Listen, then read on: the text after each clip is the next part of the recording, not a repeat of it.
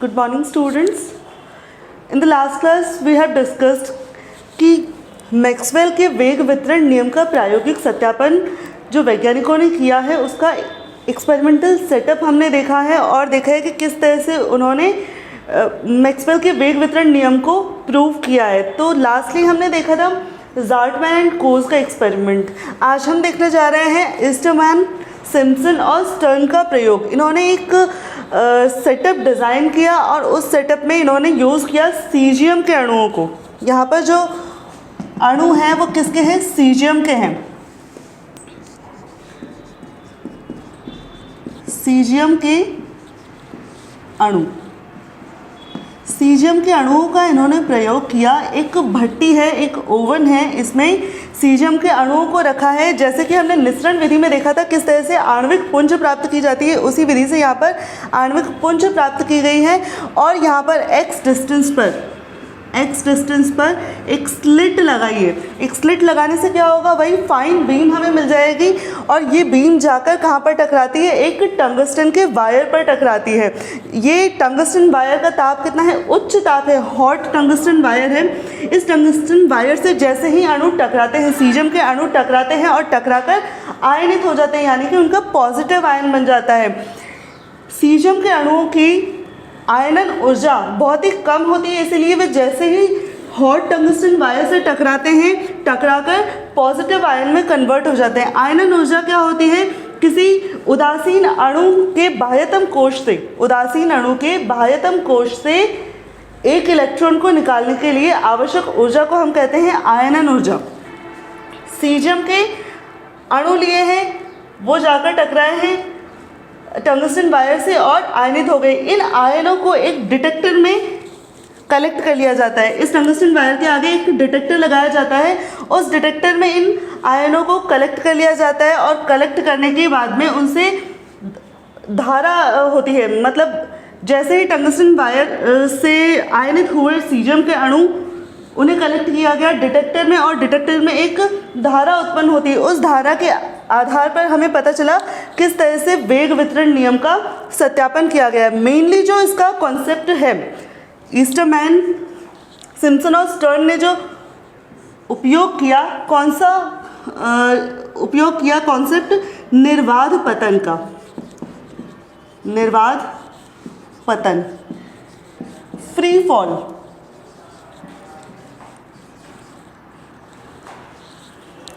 मान लीजिए यहाँ पर गुरुत्वाकर्षण बल का प्रभाव नहीं है।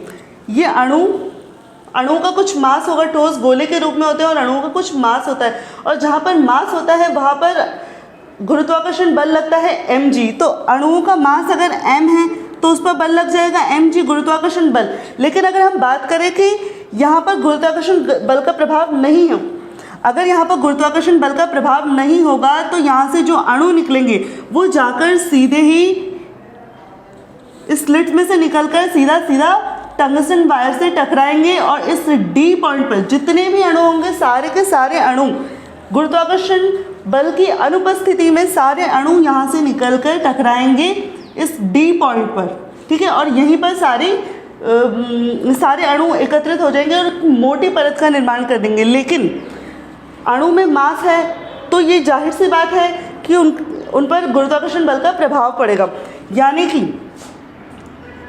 ये हम देखते हैं कि किसी भी पार्टिकल को अगर हॉरिजॉन्टली फेंका गया है, गुरुत्वाकर्षण बल के प्रभाव में हॉरिजॉन्टली फेंका गया है, तो वो गति कैसे करेगा? हॉरिजॉन्टली फेंकूंगी तो वो एक परवलयाकार गति करेगा, पैराबोलिक पाथ में गति करेगा। ये पार्टिकल मान लिया हमने, इसको मैं हॉरिजॉन्टली एक वेग दूँ, इसको क्षैतिज वेग दिया तो जाकर ये पैराबोलिक पाथ को फॉलो करेगा और नीचे गिर जाएगा। ये स्वतंत्र रूप से इसकी गति है। यानी कि अगर एक अणु सीधी रेखा में गति करता हुआ आ रहा है तो गुरुत्वाकर्षण बल के प्रभाव में उसकी गति कैसी हो जाएगी? एक परवलयाकार गति हो जाएगी। परवलयाकार पथ में वो गति करने लगेगा और जाकर स्लिट की दीवार से, इस बैरियर से टकरा जाएगा। मतलब स्लिट की इस ओपनिंग में से वो होकर नहीं जाएगा और जाकर इधर टकरा जाएगा, यानी कि ये टंगस्टन वायर तक पहुंच ही नहीं पाएगा। तो इसके लिए आवश्यक क्या है कि इस अणु का वेग, अगर यहाँ से निकलने वाले अणु का वेग इस दिशा में हो इस दिशा में हो तो ये स्लिट से गुजरेगा, स्लिट से गुजरकर इस तरह से ये टंगस्टन वायर से जाकर टकरा जाएगा। ठीक है, मान लिया एक और अणु लिया जिसका वेग इस दिशा में है, तो इस दिशा में है तो ये यहां से भी जाकर इस तरह से इस स्लिट में से गुजरता हुआ इस टंगस्टन वायर से टकरा जाएगा। मान लीजिए इसके लिए ये पथ हम ले लेते हैं 1, ये पथ हम ले लेते हैं 2।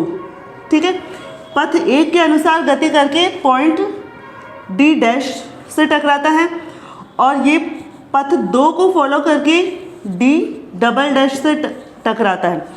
तो इस तरह से हम देखते हैं कि अणु का वेग अगर इस तरह का हो, ये क्या है, गुरुत्वाकर्षण बल के प्रभाव में गति कर रहे हैं, तो यहाँ पर जाकर ये अलग अलग पॉइंट पर जमा हो जाएंगे अलग अलग वेग के हिसाब से। देखिए यहाँ पर ये वेग इस दिशा में है तो इसका क्षैतिज वेग और ऊर्ध्वाधर वेग दोनों कंपोनेंट लिए जाएंगे।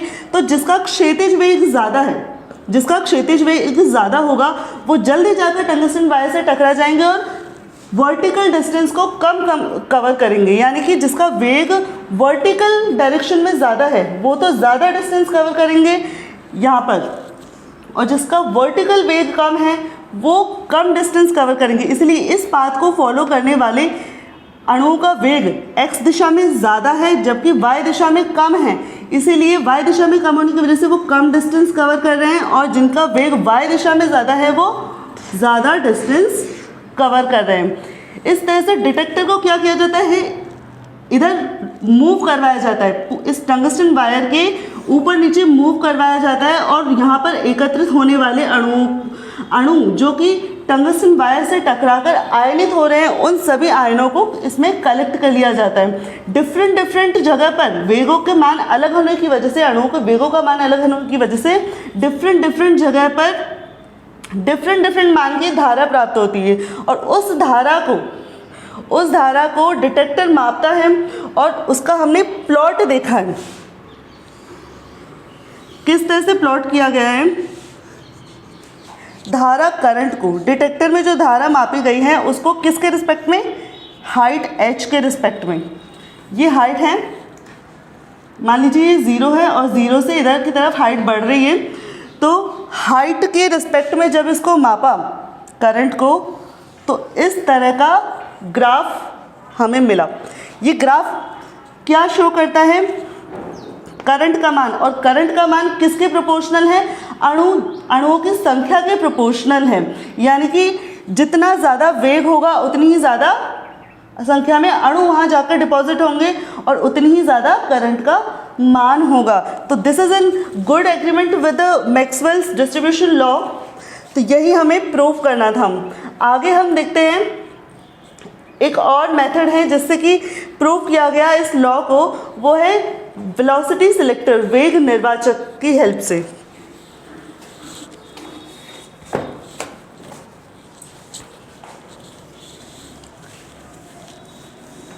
बुक्स में अगर आप ये एक्सपेरिमेंट्स पढ़ेंगे तो हो सकता है आपको थोड़ी सी दिक्कत हो लैंग्वेज को समझने में, लेकिन आई थिंक यहाँ पर आपको क्लियर हो गया होगा।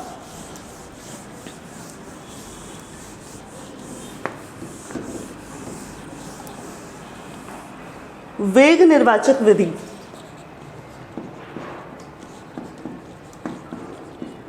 वेग निर्वाचक विधि। वेग निर्वाचक विधि में क्या होगा, एक निश्चित वेग के अणुओं की आपेक्षिक संख्या को नोट किया जाता है। क्या नोट किया जाता है, निश्चित वेग के अणुओं की आपेक्षिक संख्या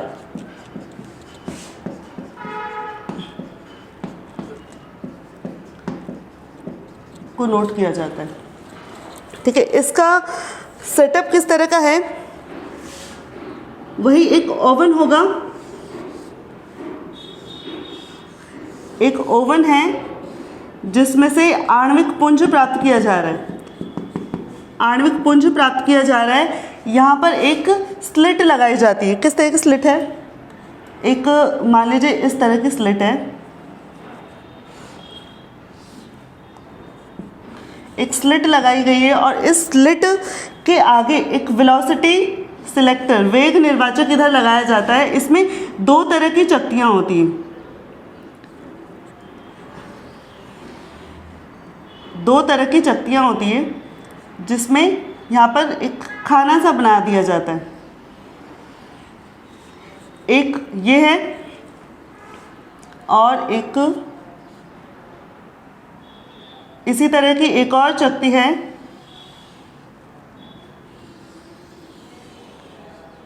दो तरह की चक्तियाँ बनाई जाती है। ये किरण पुंज इन चक्तियों में से होता हुआ जाता है और जाकर एक डिटेक्टर में मेजर करवाया जाता है, डिटेक्टर में चले जाते हैं।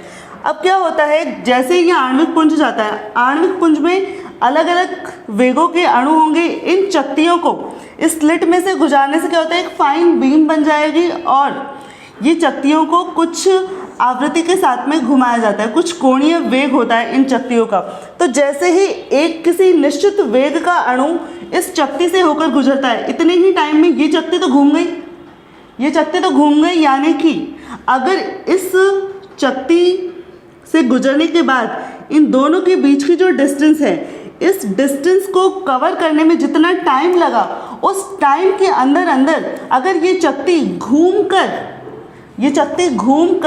इसी पोजीशन में वापस आ जाए, यानी कि ये जो खाना बनाया है इस चक्ति के लिए, चक्ति के एक तरफ इस चक्ति का खाना इस डायरेक्शन में ये इसका अरेंजमेंट हो जाए, तो ये किरण पुंज इसमें से पास हो जाएगा और जाकर डिटेक्टर में अणु एकत्रित हो जाएंगे। ठीक है, लेकिन अगर इस चक्ति की पोजीशन कुछ और हो, ये खाना इधर आ जाए, तो फिर ये किरण पुंज यहीं रुक जाएगा और आगे नहीं जा पाएगा। तो ये एक निश्चित वेग के लिए हुआ। इसी तरह से इन दोनों चक्तियों की आवृत्तियों को बदलकर, इन दोनों चक्तियों के कोणीय वेग को बदलकर हम अलग अलग वेगों के अणुओं को एकत्रित कर सकते हैं और उन अणुओं की आपेक्षिक संख्या को जब हम प्लॉट करते हैं तो भी हमें क्या मिलता है, इस तरह का ग्राफ मिलता है। ये ग्राफ हमें क्या शो करता है कि मैक्सवेल के वेग वितरण नियम का सत्यापन हम इस प्रयोग से कर सकते हैं।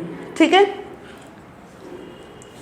ये तो हुआ हमारा प्रायोगिक सत्यापन मैक्सवेल के वेग वितरण नियम का। आगे हम अपना नया टॉपिक देखते हैं। नया टॉपिक होगा हमारा डिग्री ऑफ फ्रीडम, स्वातंत्र्य कोटि।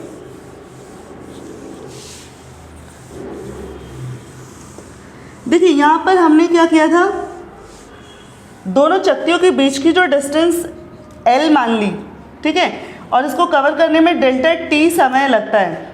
तो वेग क्या हो जाएगा अणु का,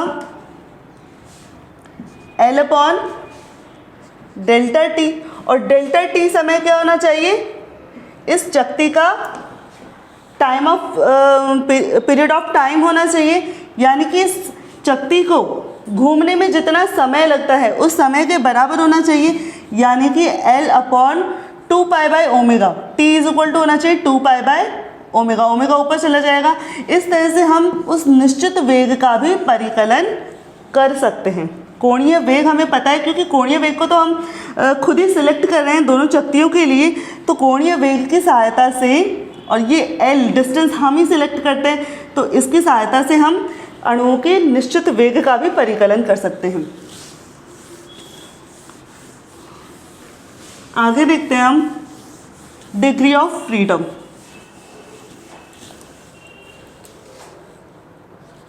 स्वातंत्र्य कोटि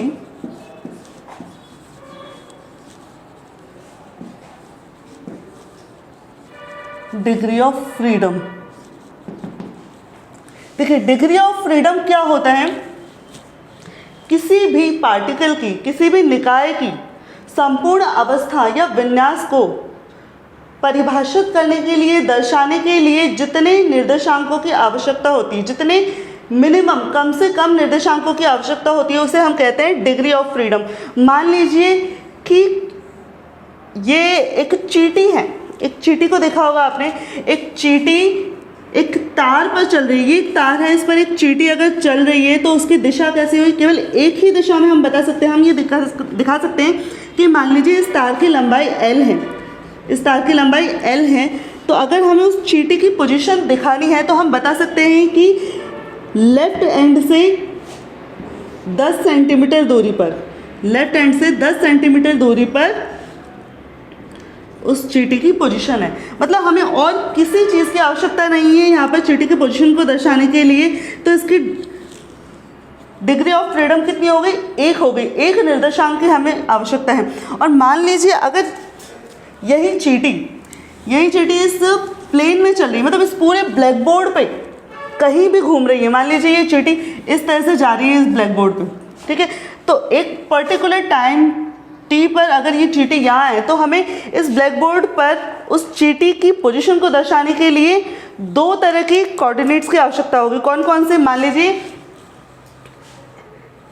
ये एक y एक्सिस है, ये x एक्सिस है, तो इस चींटी के पोजीशन को दर्शाने के लिए हमें बताना पड़ेगा कि ये डिस्टेंस कितनी है, साथ ही ये डिस्टेंस कितनी है। इन दोनों डिस्टेंस को बताने के बाद हम बता सकते हैं कि चींटी इस पोजीशन पर है, ठीक है।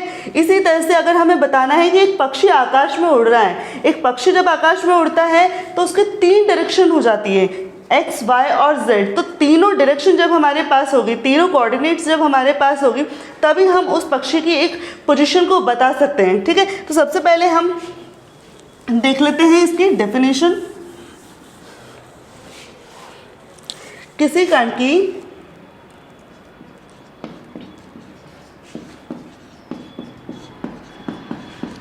संपूर्ण अवस्था या विन्यास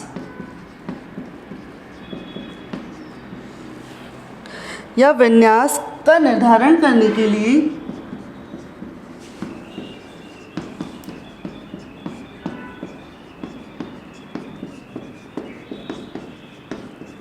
आवश्यक कम से कम, देखिए हर एक टर्म को, इस डेफिनेशन में हर एक टर्म को समझना बहुत ज़रूरी है, तभी हम डिग्री ऑफ फ्रीडम के पूरे कॉन्सेप्ट को समझ पाएंगे। निर्धारण करने के लिए आवश्यक कम से कम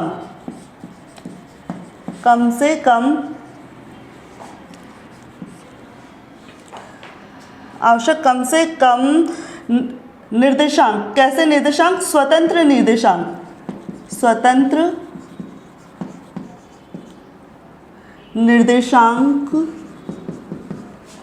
निर्देशांकों की संख्या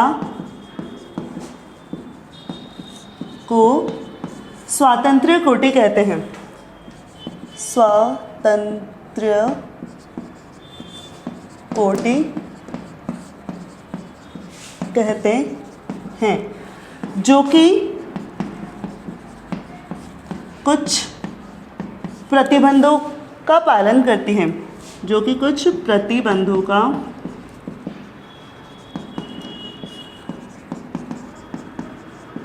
पालन करती हैं, ठीक है। किसी कण की संपूर्ण अवस्था को, यानी कि उन निर्देशांकों के बारे में बताकर हम उस कण की संपूर्ण अवस्था, संपूर्ण विन्यास को बता सकते हैं। मतलब उन निर्देशांकों को बताने के बाद में हमें किसी और चीज़ की आवश्यकता नहीं होगी उस विन्यास को बताने के लिए। निर्धारण करने के लिए आवश्यक कम से कम, इम्पॉर्टेंट है कम से कम, ठीक है। मान लीजिए वो चींटी का एग्जांपल एक बार फिर से लेते हैं। चींटी है, इसकी पोजीशन यहाँ पर है, ठीक है। इसकी पोजीशन दर्शाने के लिए मैंने एक ये कोऑर्डिनेट लिया है और साथ में एक ये कोऑर्डिनेट लिया है, ठीक है। लेकिन इसकी पोजीशन को दर्शाने के लिए साथ ही मैं ये वाला कोऑर्डिनेट भी ले सकती हूँ, मतलब ये डिस्टेंस भी तो बता सकती हूँ और ये डिस्टेंस भी बता सकती हूँ, तो भी इस चींटी की पोजीशन तो यही रहेगी। चींटी की पोजीशन चेंज नहीं होनी, चाहे मैं इधर की और इधर की डिस्टेंस लेकर बताऊँ या मैं इधर की और ऊपर की डिस्टेंस लेकर बताऊँ, चींटी की पोजीशन चेंज नहीं होनी। तो जब मेरा काम इन 2 निर्देशांकों से ही चल रहा है तो मैं ये वाला निर्देशांक और ये वाला निर्देशांक क्यों लूँ भाई? इन दोनों निर्देशांकों से ही इस चीटी की पोजीशन को के बारे में मुझे पता चल रहा है, तो और की क्या आवश्यकता है। इसीलिए कहा गया है कि कम से कम निर्देशांकों की आवश्यकता होती है, उसे ही हम number of degree of freedom कहेंगे। ठीक है, कम से कम का मतलब हमें यहाँ समझ आ गया है। आगे देखते हैं स्वतंत्र निर्देशांक। इम्पॉर्टेंट है ये वाला भी, स्वतंत्र निर्देशांक। स्वतंत्र निर्देशांक कैसे कि मान लीजिए ये चीटी एक जगह से शिफ्ट होकर दूसरी जगह चली गई है,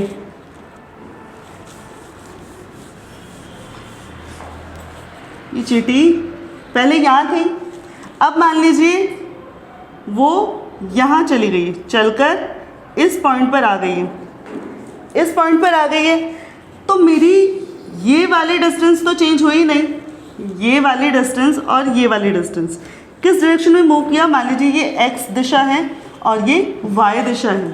ठीक है, तो x दिशा में अगर ये मूव कर रही है, क्या चेंज हो रहा है, x डायरेक्शन में उसकी जो पोजीशन है वो चेंज हो रही है, लेकिन y दिशा में तो कोई फर्क ही नहीं पड़ रहा है।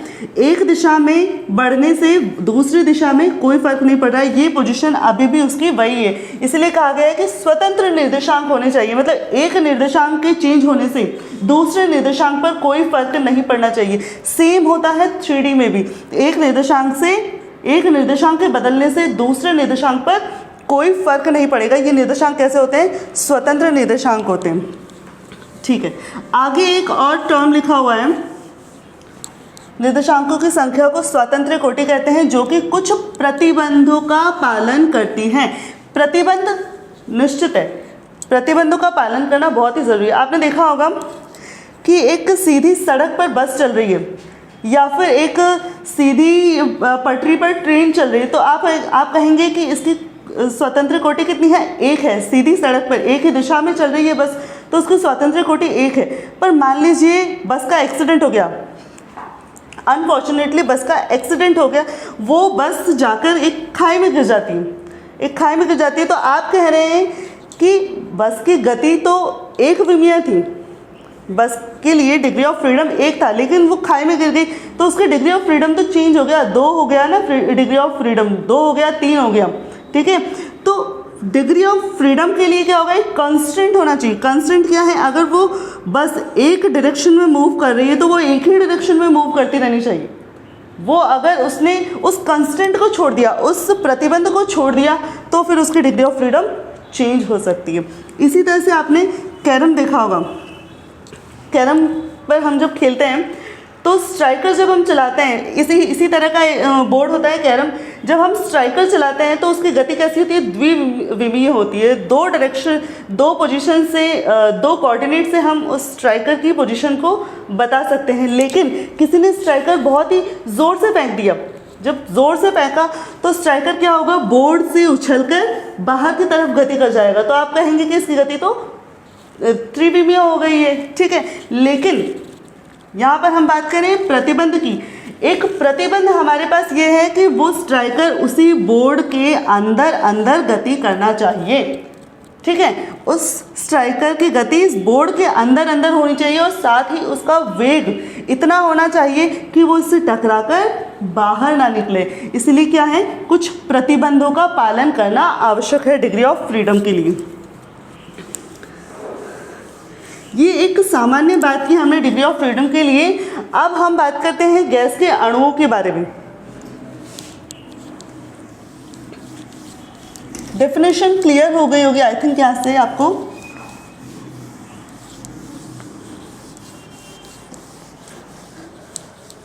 अब गैस के अणुओं के बारे में बात करते हैं। तो गैस के अणु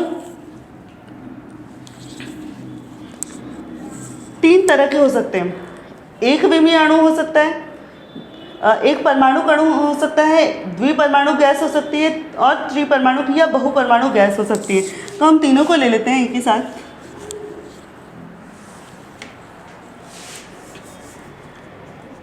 एक परमाणु गैस,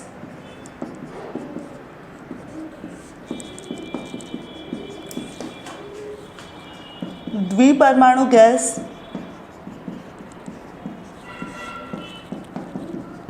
और बहुपरमाणु गैस।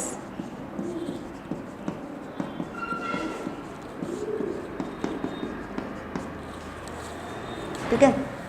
तो एक परमाणु गैस में हीलियम, आर्गन, क्रिप्टॉन, कई तरह की गैसेस आ जाती है। द्विपरमाणु में H2O2, ठीक है। और बहुपरमाणु गैस या त्रिपरमाणु गैस में हम ले लेते हैं CO2 ले लेते हैं, अमोनिया ले लेते हैं, अमोनिया गैस भी निकलती है, ठीक है। तो इस तरह से गैसेस होती हैं। एक अणु की बात अगर हम करें, एक अणु किस तरह का होता है? ठोस गोला होता है। ठोस गोला होता है अर्थात ये किसी भी डायरेक्शन में तो मूव कर ही सकता है, ये बात तो ठीक है, किसी भी डायरेक्शन में मूव कर सकता है, लेकिन साथ ही साथ इसका कुछ मास होता है, द्रव्यमान होता है, और इस अणु का द्रव्यमान होने की वजह से इसका जड़त्व आघूर्ण होता है। क्या होता है? जड़त्व आघूर्ण होता है, जिसे हम m² से रिप्रेजेंट करते हैं। क्या होता है? ये रेडियस ऑफ गायरेशन होती है। तो एक अणु का द्रव्यमान है, द्रव्यमान होने की वजह से उसका जड़त्व आघूर्ण है, तो ये घूर्णन गति भी कर सकता है। घूर्णन गति के लिए गतिज ऊर्जा किस तरह से दी जाती है? ½ I⍵² से दी जाती है। I यहाँ पर जड़त्व आघूर्ण हो गया है और ओमेगा यहाँ पर उसका कोणीय वेग हो गया है, ठीक है। तो एक तो ये मोशन कर सकता है, एक तो ट्रांसलेशनल मोशन कर सकता है, मतलब स्थानांतरण गति कर सकता है, एक वो घूर्णन गति कर सकता है, साथ ही साथ वो कंपन भी कर सकता है। मतलब अगर एक अणु है वो भी कंपन कर सकता है, लेकिन वो दिखने में हर तरफ से एक जैसा ही दिखेगा, इसीलिए हम उसको कंसिडर नहीं करेंगे।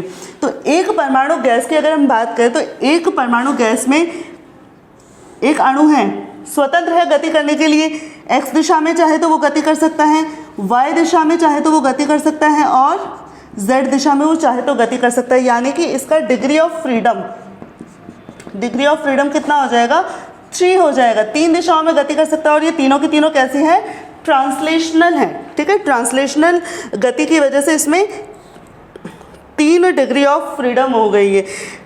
डिग्री ऑफ फ्रीडम का डायरेक्टली रिलेशन किससे है? गतिज ऊर्जा से है, ठीक है। गतिज ऊर्जा से इसका डायरेक्टली रिलेशन है। तो 3 दिशाओं में गतिज ऊर्जा हमें मिल सकती है किसी भी एक अणु की, तो यहाँ पर 3 डिग्री ऑफ फ्रीडम हो गई है। बात करें हम द्विपरमाणु गैस की, तो द्विपरमाणु गैस किस तरह का होता है? द्विपरमाणु अणु किस तरह का होता है?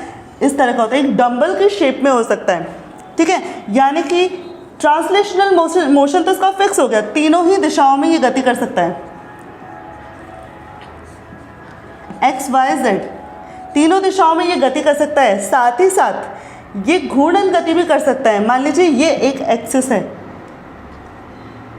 मान लीजिए ये जो अणु है यहाँ रखा हुआ है, ठीक है, ये यहाँ पर रखा हुआ है इस तरह से, x एक्सिस पर ये अणु रखा हुआ है, तो ये y एक्सिस के अबाउट रोटेट कर सकता है और z एक्सिस के अबाउट भी रोटेट कर सकता है, यानी कि 2 एक्सिस के अबाउट रोटेट कर सकता है। लेकिन x एक्सिस के अबाउट रोटेट तो कर सकता है, लेकिन वहाँ पर उसका जड़त्व आघूर्ण हमें नहीं मिलेगा, ठीक है। जड़त्व आघूर्ण नहीं मिलेगा, इसीलिए हम इसको डिग्री ऑफ फ्रीडम में कंसिडर नहीं करेंगे। यानी कि डिग्री ऑफ फ्रीडम, जो घूर्णन गति के लिए डिग्री ऑफ फ्रीडम हम ले रहे हैं, वो हमें क्या मिलेगा? केवल और केवल y डायरेक्शन में और z डायरेक्शन में मिलेगा। यानी कि डिग्री ऑफ फ्रीडम इसकी कितनी हो जाएगी? द्विपरमाणु अणु की 3+2, ठीक है।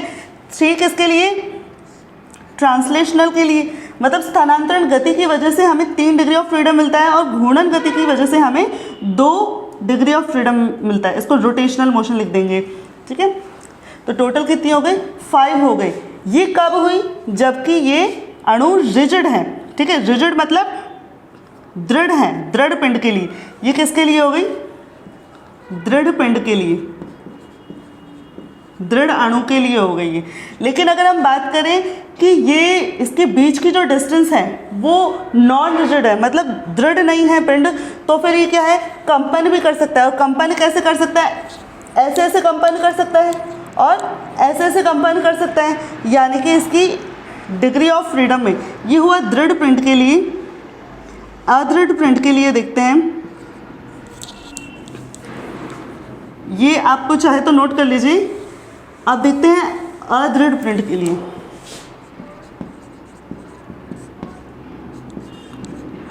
अदृढ़ पिंड के लिए क्या होगा? 3 तो ट्रांसलेशनल की वजह से मिल जाएगी, 2 रोटेशनल की वजह से मिल जाएगी, और 2 कंपन की वजह से मिल जाएगी, वाइब्रेशन की वजह से मिल जाएगी। ये ट्रांसलेशनल, ये रोटेशनल, और 2 वाइब्रेशनल यानी कि कंपन की वजह से मिल जाएगी। तो टोटल कितनी हो गई? 7 हो गई, 7 डिग्री ऑफ फ्रीडम हो गई अदृढ़ पिंड के लिए। इसी तरह से हम देखते हैं बहुपरमाणुक गैस के लिए। तो बहुपरमाणुक गैस के लिए भी हमें 2 तरह की मिलती है। देखिए CO2 की अगर हम बात करें, 2 तरह के अणु हमें यहाँ पर मिल सकते हैं। एक मिल सकता है लीनियर और एक मिल सकता है नॉन लीनियर। लीनियर में क्या होगा, जिस तरह से CO2 की है, ठीक है, CO और O, ठीक है। CO2 में क्या होता है, तीनों लीनियरली अरेंज होते हैं। तो यहाँ पर डिग्री ऑफ फ्रीडम क्या हो जाएगा, डिग्री ऑफ फ्रीडम हो जाएगा यहाँ पर 3 ट्रांसलेशनल की वजह से होगा, क्योंकि तीनों डायरेक्शन में गति कर सकते हैं। 2 घूर्णन की वजह से होगा, ठीक है, 2 घूर्णन की वजह से होगा। लीनियर मॉलिक्यूल की अभी हम बात कर रहे हैं, क्योंकि अगर हम इसको x दिशा में अरेंज करते हैं तो x दिशा में कोई जड़त्व आघूर्ण हमें नहीं मिलने वाला है। इस वजह से केवल y और z दिशा में जड़त्व आघूर्ण मिलता है, यानी कि y और z दिशा में हमें घूर्णन की वजह से गतिज ऊर्जा मिलती है। इसलिए 2 हो गए यहाँ पर रोटेशनल की वजह से, ट्रांसलेशनल, रोटेशनल और वाइब्रेशनल की वजह से। अगर ये दृढ़ पिंड है, अगर ये दृढ़ पिंड है तो केवल और केवल यहाँ पर क्या हो जाएगी, 5 हो जाएगी। लेकिन अगर ये अदृढ़ हो गया, अदृढ़ हो गया तो फिर यहाँ पर हमें 2 और मिल जाएगी, कंपन की वजह से 2 और मिल जाएगी और टोटल हो जाएगी 7, ठीक है। दृढ़ और अदृढ़ की बात कर रहे हैं। अब बात करते हैं नॉन लीनियर की, ठीक है। नॉन लीनियर किस तरह का होगा, जैसे कि NH3 है, N हो गया, H हो गया, H हो गया और इधर भी H हो गया। इस तरह से नॉन लीनियर हो गया। अब यहाँ पर तीनों एक्सिस देखते हैं, X एक्सिस, Y एक्सिस और Z एक्सिस। तीनों डायरेक्शन में हम देखते हैं कि कहीं पर भी किसी भी एक्सिस के अबाउट जड़त्व आघूर्ण इस समय 0 नहीं होगा। जड़त्व आघूर्ण का कॉन्सेप्ट हम अर्लियर क्लासेस में देख चुके हैं। हमने 11th-12th में भी जड़त्व आघूर्ण का कॉन्सेप्ट पढ़ा है। तो मैकेनिक्स में मेनली हम जड़त्व आघूर्ण के बारे में बहुत ही डिटेल में पढ़ते हैं। तो यहाँ पर हम जस्ट एक कॉन्सेप्ट ले रहे हैं जड़त्व आघूर्ण का।